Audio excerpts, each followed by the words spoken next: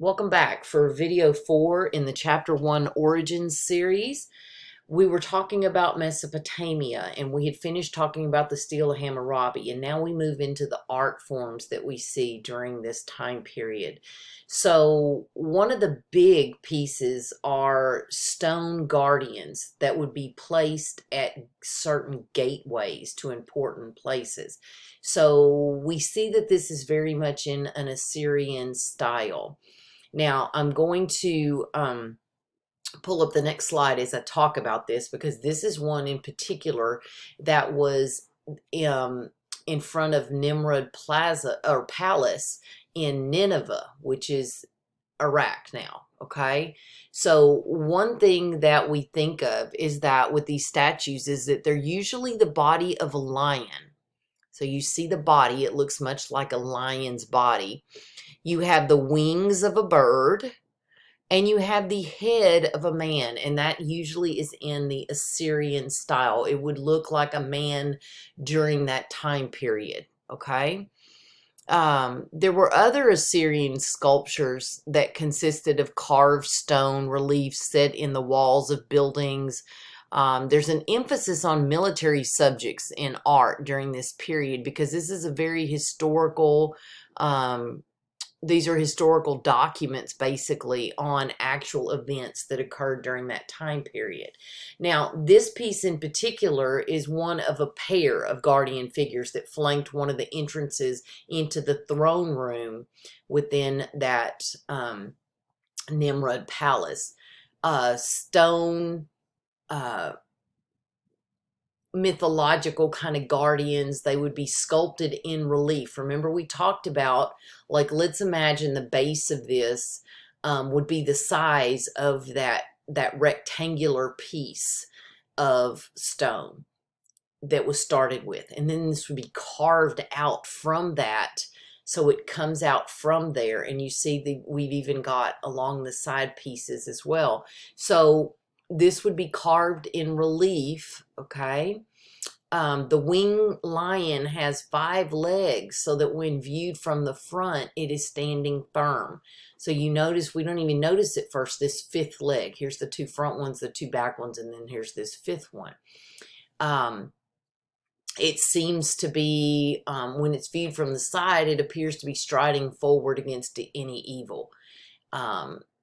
You've got, you know, it's just a colossal figure. I mean, it's just a huge figure. It's 10 feet high, 3.5 inches. So this is like one of many, and you'll notice these same sort of things sculpted on buildings and as guardians for other things. Also, during this Mesopotamian location and period, we have iron technology that is going to come to the forefront. Iron is introduced to Asia Minor by the Hittites. It's cheaper to produce, and it's way more durable than bronze. Bronze is a lot softer. So this iron technology is going to transform the ancient world. And so we have a lot of landmarks from this Iron Age. Iron technology encouraged the rise of empires. So the Assyrians, the Chaldeans, the Persians all conquered Mesopotamia before this is over. And we see a lot of imperialism in play during this time. The Chaldeans, under the leadership of Nebuchadnezzar, rebuilt Babylon. And you may remember this King Nebuchadnezzar from the Bible if you are Christian. We also remember the story of the Tower of Babel, where he was having them build this tower that would be high enough and large enough, tall enough to reach heaven. Ishtar Gate is another famous piece of architecture. Is the earliest round arch that on a colossal scale. There are cultural innovations of small states. The Phoenicians come up with a non-pictograph alphabet. So again, we're having those changes in writing. The Lydians start to mint and create coins. And then the Hebrews create in their religion, their belief system, this monotheism, this ethical monotheism, this belief in one God and one God only, which is, you know, changing from that polytheism. There is the Persian Empire. This is the largest Mesopotamian empire. It had efficient administrators, powerful monarchs. It's the first multicultural civilization. Persepolis is a big city during that time period. There's a vast networks of roads that are created. And again, this monotheistic religion. Here's a map. This is Southwest Asia near the Middle East. So you've got, here's the Persian Gulf, here's Persia, you've got Arabia here, the Chaldean, Babylonia, Mesopotamia, Assyria. And so you've got a lot of bodies of water. You've got a lot of, different empires operating these different regions. Ancient Egypt during this time period. And ancient Egypt was in Africa, and you see a nice little map here that shows you ancient Egypt was in this little region here on that big continent of Africa. It was a polytheistic civilization. So while some people are moving toward a monotheistic idea, in Egypt, they believed in a lot of different gods. They were deeply influenced, this civilization in ancient Egypt, by the Nile River. The Nile River's, a very large river that runs through that civilization. You had different, a sun god held the place of honor, and that was Amun. There was Re or Ra or Aten. So those were different ways of referring to these gods. They believed in resurrection, and it was very central to their belief system. They had the Book of the Dead. And this Book of the Dead, we'll talk more about later, but it actually gave instructions for the afterlife. So when you reincarnated or you resurrected, then you would have instructions on how to make it to eternity. So one thing we think of when we think of ancient Egypt are, the pharaohs and the interesting artifacts left behind. We had, sorry about that, we had the Great Pyramids, where these were burial sites for rulers. The big entrance in Giza, and we'll talk more about it. A lot of belief in multiple gods or gods representatives, the culture of the dead, all living representations to the sun god. Sarcophagus. This was the first, this is Pharaoh Tutankhamun, all right? And a good deal of mystery surrounded that man in that tomb. King Tut reigned for 9 or 10 years during the 18th dynasty of the New Kingdom. And this was a period of imperial prosperity for Egypt. He ascended the throne at the age of 9. Okay, he took as his wife his half-sister, who was also the daughter of Nefertiti. They had 2 daughters, both of whom were stillborn. Their fetuses were actually found in King Tut's tomb. The boy king, as he was called, possessed a clubbed left foot, which probably required him to use a cane. And Howard Carter happened upon, he was having an archaeological dig, and he's the one that encountered King Tut's tomb. And what's interesting is so many of these tombs had been raided and things were stolen from them. This was the first intact sarcophagus and tomb that no tomb stealers, anybody had found. So it was very interesting. Now, sarcophagus is also considered a death mask. Usually it would represent what the person looked like.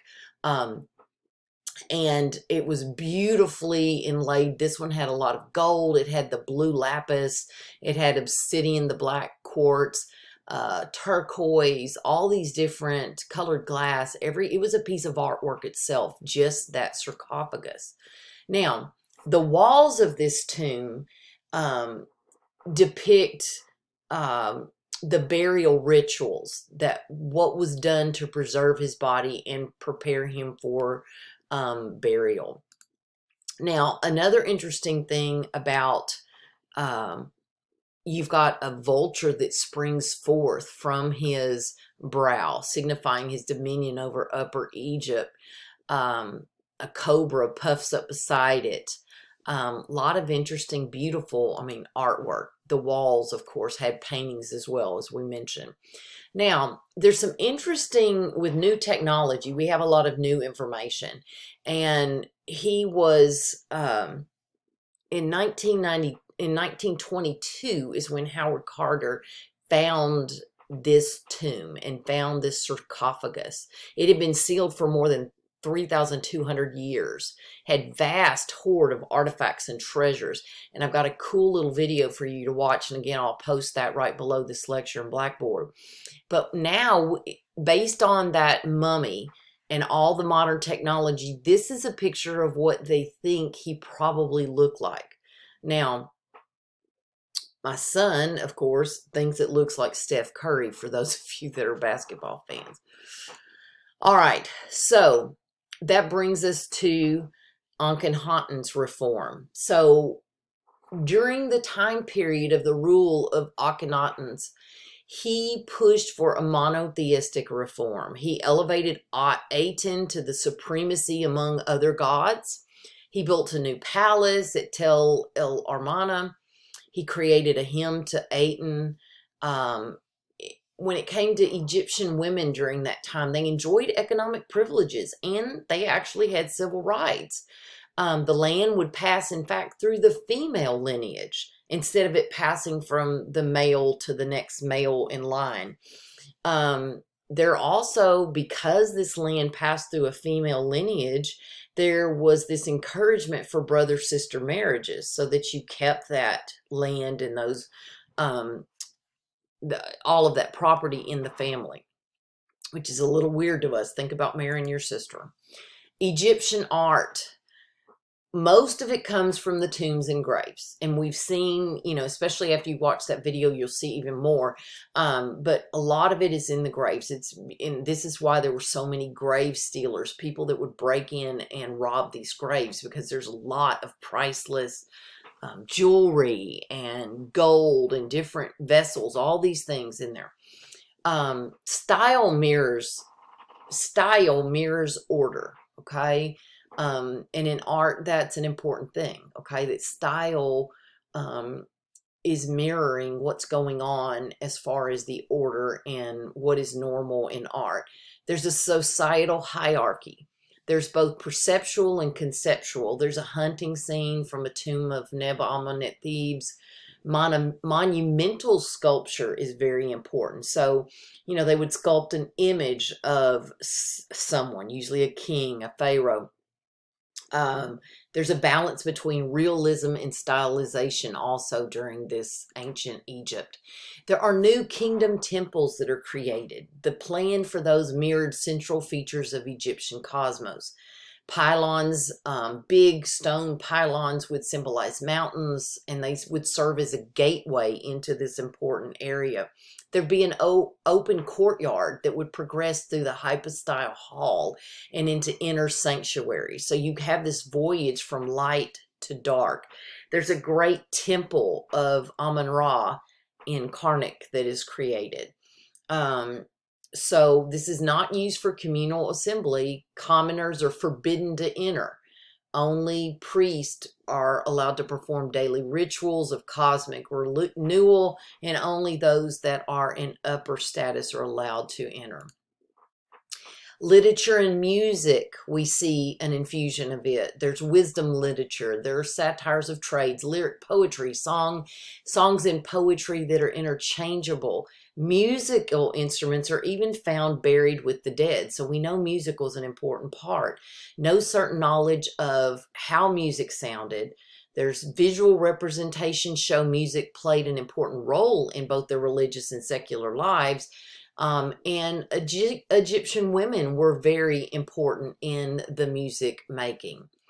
Now, when you look at a side-by-side comparison of what's going on in Egypt and what's going on in Mesopotamia, you see some important distinctions.